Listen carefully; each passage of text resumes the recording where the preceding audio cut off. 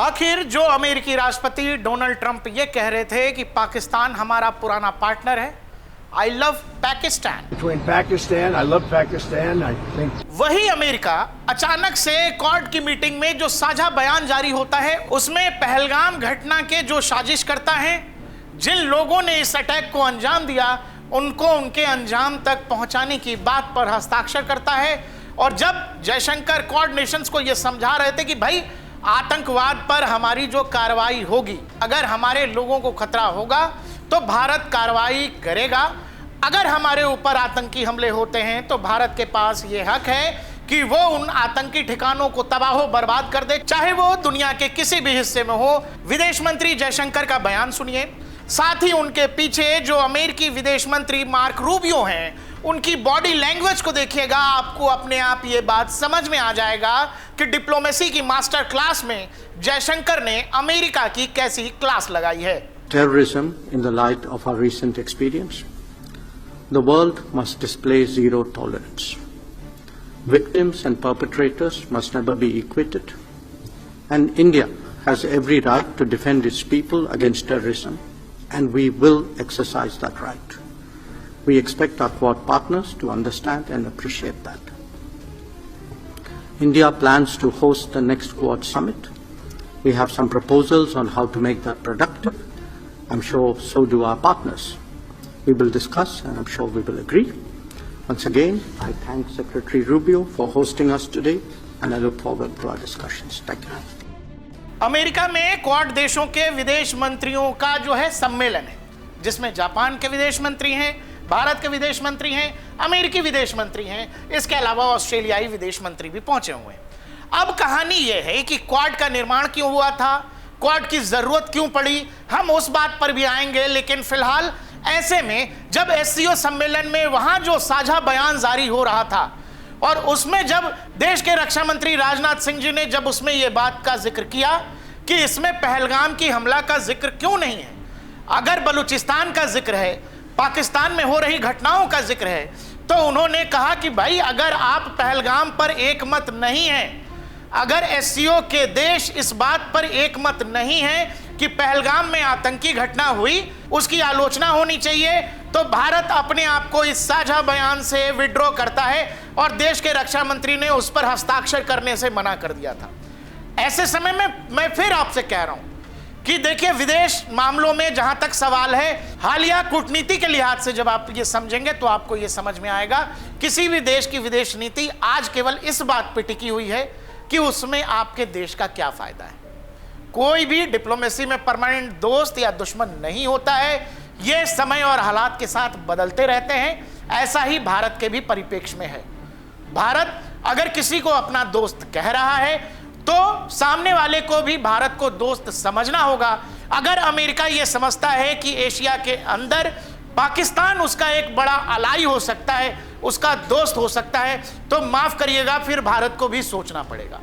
Quad Nations की जो बातचीत हो रही थी, जिसमें जयशंकर साहब को बाकायदा रिसीव किया जाता है और वहां बाकायदा ऑनर किया जाता है उनको, लेकिन इन सब के बीच आपको एक बात समझनी पड़ेगी, वो ये, अमेरिकी राष्ट्रपति तब जब लगातार कह रहे हैं कि हमने सीज फायर कराया, हमने सीज फायर कराया, उसी धरती से जो कुछ जयशंकर कहते हैं वो समझना पड़ेगा। विदेश मंत्रियों की क्वाड समिट के बाद जो दुनिया के अखबारों ने लिखा, क्या लिखा गया, जिसमें आप पढ़ेंगे, EAM Jaishankar retreats India right to defend against terrorism. आगे कहा जाता है एक और headline, India will defend its people against terror. Bharat हर हाल में अपनी सुरक्षा करेगा, अपने लोगों की सुरक्षा करेगा। आगे फिर एक और लाइन पढ़िए जिसमें कहा गया India has right to defend. उसके बाद कह रहे हैं कि expect partners to understand and appreciate. जो हमने आपको जयशंकर साहब के बयान में सुनवाया, डिप्लोमेसी में कट टू कट कुछ बोलने की जरूरत नहीं होती, एक एक शब्द के कई सारे मायने होते। साफ साफ कह रहे हैं कि जो हमारे पार्टनर्स हैं उनको भारत को समझना पड़ेगा, भारत जिस टेररिज्म से लड़ रहा है उसको समझना पड़ेगा। पाकिस्तान का नाम नहीं लिया लेकिन इशारा साफ है, भारत अगर आतंकियों से लड़ रहा है तो वो देश कौन सा है जो आतंक को बढ़ावा देता है। और उसके बाद वो कह रहे हैं कि आपको ये समझना पड़ेगा, समझना ही नहीं, इसको अप्रिशिएट भी करना पड़ेगा। ये सब नहीं चलेगा कि हमने सीज फायर कराया, मेरे कहने से हुआ, हमें डील करनी थी इंडिया से, हमने डील का डर दिखाया और इंडिया तैयार हो गया। जयशंकर साहब ने इशारों में अमेरिका को समझाया कि भाई अब दुनिया बहुत आगे बदल चुकी है, आपको वहां से आगे बढ़ना पड़ेगा। भारत में वो सरकारें, वो नेता, वो दौर कुछ और था जहां अमेरिका की बड़ी चिंता होती थी कि वॉशिंगटन टाइम्स ने क्या लिख दिया, न्यूयॉर्क टाइम्स ने क्या लिख दिया, अमेरिकी राष्ट्रपति क्या कह रहे हैं। अब आपको सुन्नी भारत की भी आवाज पड़ेगी। इस एक लाइन से आप बताइए जिसमें सीधे कहा गया, मार्क रूबियो आपको विजुअल्स में दिखाई दे रहे हैं, बिल्कुल पीछे खड़े हैं, दोनों हाथ ऐसे पकड़े, और उसमें कहा जा रहा है कि भाई टेररिज्म पर भारत अपने हिसाब से जवाब देगा, और अगर आप कह रहे हैं कि हम पार्टनर हैं तो फिर पार्टनर हैं तो पार्टनर की तरह रहिए, आपको उस बात को अप्रिशिएट भी करना पड़ेगा और आपको बकायदा आलोचना भी करनी पड़ेगी। आगे एक और हेडलाइन जब आप पढ़ेंगे उसमें लिखा गया, Quad foreign ministers condemn Pahalgam attack, call for financial to be brought to the justice. आपको पता है एससीओ की समिट में पहलगाम का जिक्र ही नहीं था, देश के रक्षा मंत्री राजनाथ सिंह ने उस पर हस्ताक्षर करने से मना कर दिया। अब यहां जो विदेश मंत्रियों की समिट है क्वाड वाली, अब क्वाड और एससीओ कैसे एक दूसरे से जुड़े हैं इस पर भी हम बात करेंगे। इसमें अमेरिका, ऑस्ट्रेलिया, जापान, इन सब ने मिलकर यह कहा कि भाई इसकी आलोचना करते हैं और जिन लोगों ने भी यह किया है उनको सजा मिलनी ही चाहिए। उसके एक और हेडलाइन देखिए जिसमें वही बात कही गई है, we expect Quad to understand our position on terror. Quad के लीडर्स यानी जापान, ऑस्ट्रेलिया, अमेरिका से भारत यह चाहता है कि आपको भारत के पोजीशन को समझना पड़ेगा आतंकवाद के ऊपर। अगर अमेरिका 9/11 को आतंकी घटना कहता है, अगर उस 9/11 की बिना पर मिडिल ईस्ट से लेकर अफगानिस्तान और पाकिस्तान तक अमेरिकी आर्मी आती है और दुनिया से वो चाहती है कि उसको आतंकी घटना कहें, तो अमेरिका को भी यह समझना पड़ेगा कि हर आतंकवादी घटना को केवल अपने हिसाब से देखकर या फिर अपने फायदे के लिहाज से देखना यह नुकसानदायक होगा। और जहां तक क्वाड का सवाल है, अमेरिका को इसमें बहुत संभल कर चलने की जरूरत है। अगली लाइन है, India has right to defend against terrorism. कुल मिलाकर कहानी यह है कि भारत ने अमेरिका को, अमेरिकी राष्ट्रपति डोनाल्ड ट्रंप को अमेरिकी धरती पर बैठ के क्वाड के बीच में यह समझा दिया कायदे से कि टेरर पर एक ही नजरिया हो सकता है पूरी दुनिया का, आप सुपर पावर हैं चाहे कोई और देश, ये अलग अलग नहीं चलेगा।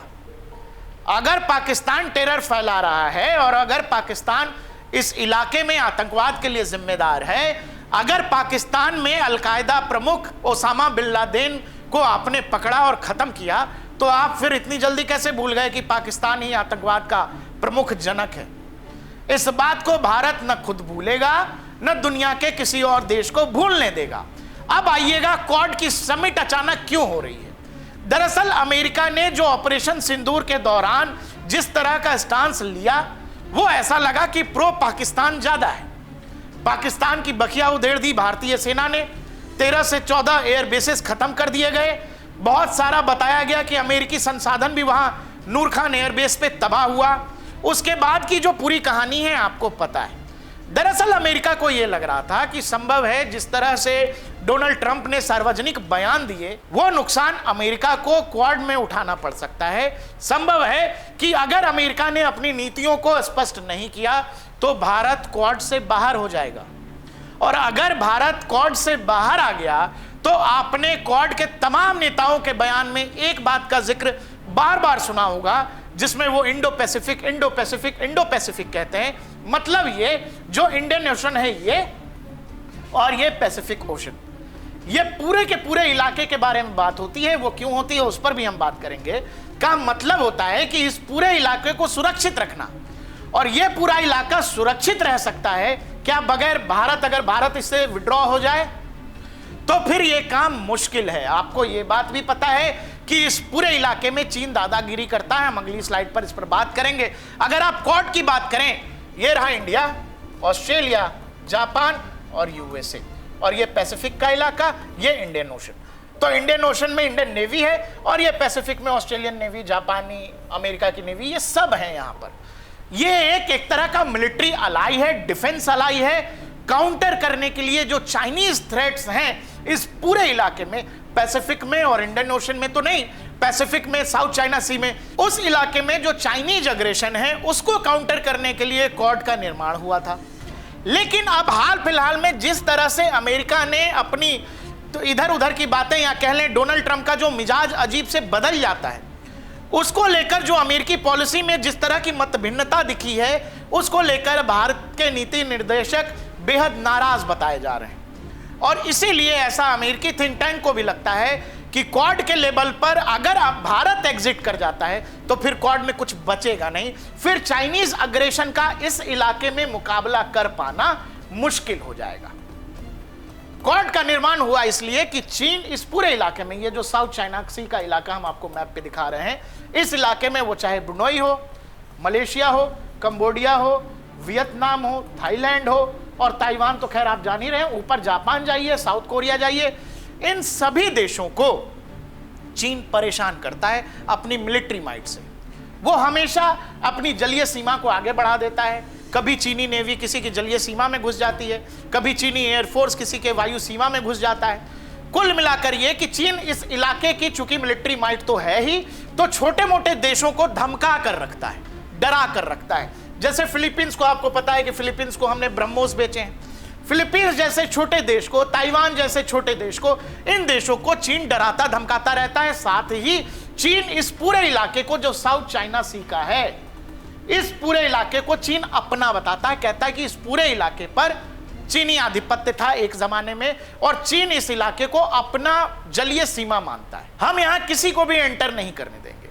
और इस इलाके में बताया जाता है, ये जो साउथ चाइना सी का पूरा इलाका है, इस इलाके में प्रचुर मात्रा में खनिज, ऑयल और तमाम जगह की प्राकृतिक संपदाएं हैं जिस पर चीन की नजर है। और चीन ये चाहता है कि इस पूरे इलाके में इन तमाम देशों को, जो छोटे मोटे देश हैं, इनको डरा कर रखा जाए। जापान से लेकर फिलीपींस से लेकर ताइवान, इनको डरा कर रखा जाए और वो डराता भी है। और इन देशों की हैसियत नहीं है, ये जो छोटे मोटे देश हो, चाहे फिलीपींस हो, ताइवान हो, जापान हो, नहीं हैसियत है कि वो चीनी मिलिट्री माइट का सामना पैसिफिक में या साउथ चाइना सी में कर सके।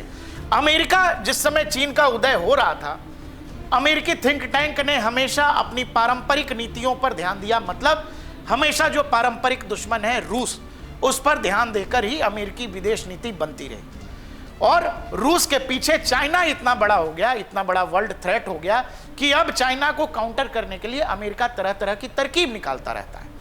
और ऐसे में अगर उसको ये क्वाड वाली कहानी जारी रखनी है तो उसको ये समझना पड़ेगा कि इंडिया जैसा नेशन अगर बाहर हो गया तो फिर क्वाड फेल हो जाएगा।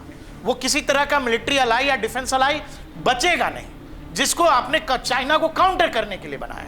आपको ये पता है ना कि एससीओ की जब बैठक थी, जैसा मैंने पहले भी जिक्र किया, उसमें विदेश मंत्री से कहा गया हस्ताक्षर करने के लिए, उन्होंने हस्ताक्षर नहीं किए थे। लेकिन ये बात बदल गई है क्वाड आते आते। अब आपको ये समझना पड़ेगा, Munir is a great leader, Pakistan is my love, इस सब तरह की बात करने वाले डोनाल्ड ट्रंप, उनकी कहानी अचानक से यहां इसीलिए बदल जाएगी क्योंकि उसी वॉशिंगटन में बैठकर एस जयशंकर ने एक और बात कही कि बार बार कहा जाता है अमेरिका की तरफ से ऑपरेशन सिंदूर के दौरान भारत पाकिस्तान के बीच सीज फायर अमेरिकी फोन कॉल पे हुआ। यह बात कही है एक इंटरव्यू के दौरान जयशंकर साहब ने कि मैं उसी रूम में था और मुझे पता है कि अमेरिका की तरफ से कितने कॉल आए और ये सीज फायर कैसे हुआ। मतलब ये देखिए, बिल्कुल माइंड गेम चल रहा है अमेरिका। और अगर इंडियन थिंक टैंक की बात आप करें तो डोनाल्ड ट्रंप बार बार कह रहे हैं और उनके बार बार कहने को भारत भी रुक रुक कर जवाब दे रहा है। आज से 20 साल, 10 साल, 15-25 साल पीछे जाएं तो क्या आपको कोई ऐसा वाकया याद है कूटनीति के लिहाज से कि अमेरिकी थिंक टैंक या अमेरिकी प्रशासन को भारत की में बैठी सरकार, भारत के विदेश मंत्री, प्रधानमंत्री कट टू कट जवाब देते हो? ऐसा मौका नहीं था। लेकिन आज के दौर का भारत इस बात को समझता है कि दुनिया में सबसे बड़ा मार्केट हमारे पास है, सबसे बड़ा कंज्यूमर बेस हमारे पास है, तो दुनिया की किसी भी कंट्री के सामने भारत को झुकने की कोई जरूरत नहीं है। 150 करोड़ का देश है ये, इसीलिए आपको अपनी शक्ति पर भरोसा होना चाहिए और मौजूदा जो लीडरशिप है उसको इस बात का यकीन है। इसके अलावा जो डोनाल्ड ट्रंप लगातार कहते रहे, इन सारी बातों का अमेरिका में जो अभी क्वाड नेशंस की जो विदेश मंत्रियों की जो बैठक है उसमें कहा गया, जैसा मैंने आपको एक और चीज बताया कि भाई जब चाइनीज मिलिट्री माइट की बात आप करें, पहले नंबर पर अमेरिका, दूसरे पर रशिया, तीसरे पर चाइना, चौथे पर भारत। यानी एशिया के अंदर दो बड़े मिलिट्री माइट्स, चीन और भारत, दोनों एक दूसरे के दुश्मन भी हैं। अब यहां आइए, जो पैसिफिक और इंडियन नेशन का आपको जो मैप हम दिखा रहे हैं, आप देखिएगा, चाइना सबको, जैसा मैंने बताया, सबको परेशान कर रहा है। परेशान ही नहीं कर रहा है, वो यहां भी इंकर्जन करता है ऑस्ट्रेलिया तक, और इस पूरे इलाके को अपना बताता है जो साउथ चाइना सी का है। वो यहां जापान से भी लड़ता है और इस सेनकाकू द्वीप को अपना बताता है। चाइना कुल मिलाकर इस पूरे इलाके को डिस्टर्ब करना चाहता है और इस साउथ चाइना सी वाले इलाके को अपना बनाना चाहता है। इस इलाके के लिहाज से चीन को रोक सकने की, चीन को चैलेंज करने की ताकत सबसे ज्यादा भारत के पास, यहां बैठी इंडियन नेवी के पास है। और यही बात अमेरिका का थिंक टैंक बेहतर समझता है। और हाल फिलहाल जो कुछ डोनाल्ड ट्रंप कर रहे हैं, अब तो ऐसा लगने लगा है कि शायद अमेरिकी प्रशासन कोई और चला रहा है। डोनाल्ड ट्रंप को बस बोलने के लिए रखा गया है कि भाई इनकी जबान पर लगाम है नहीं, राष्ट्रपति चुने गए हैं तो बोल सकते हैं, बोलने दीजिए, क्योंकि दोनों चीजें बिल्कुल अलग अलग हैं। एक तरफ ट्रंप कह रहे हैं कि पाकिस्तान से प्यार है, दूसरी तरफ क्वाड की मीटिंग में विदेश मंत्री साफ कह रहे हैं कि ये जो टेरर और ये कहानी अलग अलग नहीं चलेगी। दूसरा, जो हमने किया है उसको अप्रिशिएट करो। इशारों में यही कहा कि ऑपरेशन सिंदूर को अप्रिशिएट करो भाई। आपके लिए टेरर अलग, हमारा वाला टेरर अलग, ऐसा नहीं चलेगा। पहलगाम का जिक्र किया गया, बाकायदा उस पर सिग्नेचर लिए गए सभी देशों के। तो ये बात देखिए, मैंने आपसे शुरू में ही कहा वीडियो के कि कूटनीति में कुछ भी परमानेंट नहीं है, सब अपना अपना फायदा देखते हैं। और इसमें अपनी बात अगर आप जो चाह रहे हैं वो कहने से बचेंगे तो फिर नुकसान देश का है। आज की लीडरशिप ऐसी नहीं है, उस जो देश के लिए जरूरी है वो कहा जाता है। अमेरिका को चाहे जितना बुरा लगे, भारत को S-400 चाहिए था तो भारत ने खरीदा। अमेरिका को आने वाले समय में और भी बुरा लगेगा अगर भारत Su-57 ले लेगा तो, लेकिन अगर भारतीय वायुसेना के लिए वो जरूरी होगा तो मुझे लगता है कि भारत की सरकार ये काम जरूर करेगी। इसीलिए जब आप क्वाड को देखेंगे तो आपको अपने आप समझ में आ जाएगा कि अमेरिका की मजबूरी क्या है। क्योंकि अगर आप लगातार ये बवाल जो पाकिस्तान इज लव करते रहेंगे तो भारत धीरे से क्वाड से बाहर हो जाएगा। हमें कोई जरूरत नहीं है। चीन और भारत के संबंध या विवाद दोनों बायलैटरल हैं और दोनों ही देश सक्षम हैं संभालने के लिए। लेकिन साउथ चाइना सी में या फिर जापान को परेशानी होगी, ताइवान को परेशानी होगी, फिलीपींस को होगी, ऑस्ट्रेलिया को होगी, तो फिर इस सब की जिम्मेदारी अमेरिका की है। नाटो जापान को डिफेंस देता है। अमेरिका की कसम है कि जापान पर आक्रमण हुआ तो वो आक्रमण अमेरिका पर माना जाएगा। आपको फिलीपींस को बचाना है, आपने ताइवान से वादे कर रखे, आपने कहा है कि ताइवान को हम बचाएंगे। तो इसीलिए आपको यह समझना पड़ेगा, यह सिरदर्दी भारत लेगा नहीं। अगर आपको पार्टनर की तरह रहना है तो ठीक है, आपको केवल अपनी बात चलानी है तो ठीक है, हमारा तो कोई इशू नहीं है, हम लड़ लेंगे चीन से जो लड़ना था, हमने गलवान में भी लड़ा है। इसीलिए ये जो क्वाड की कहानी हमने आपको बताई वो ये कि 4 देश, ऑस्ट्रेलिया, जापान, भारत और यूनाइटेड स्टेट्स, ये 4 देशों का एक तरह से डिफेंस और मिलिट्री अलाई है इंडो पैसिफिक की सुरक्षा के लिए, उसकी सुगमता के लिए, सबके संसाधनों के इस्तेमाल के लिए। वहां पर किसी एक की दादागिरी नहीं चले, वो सीधा सीधा चीन से मतलब है। यानी चीनी अग्रेशन जो है इस पूरे इलाके में, इसको काउंटर करने के लिए, शी जिनपिंग को रोकने के लिए ये क्वाड का निर्माण हुआ था। बहुत सारी चीजें इधर उधर जरूर हुई, लेकिन अब जो विदेश मंत्रियों की बैठक हुई है उसमें जिस तरह की तस्वीरें आ रही हैं, हम उम्मीद करते हैं कि यहां से कहानी सभी देशों के लिए आगे की तरफ बढ़ेगी। भारत के लिहाज से यह बहुत बड़ी सफलता है, जहां पहलगाम को लेकर साझा बयान दिया गया है। यह पाकिस्तान और चीन के लिए बेहद बड़ा झटका है। आपको हमारा यह वीडियो कैसा लगा हमें कमेंट सेक्शन में जरूर बताइएगा।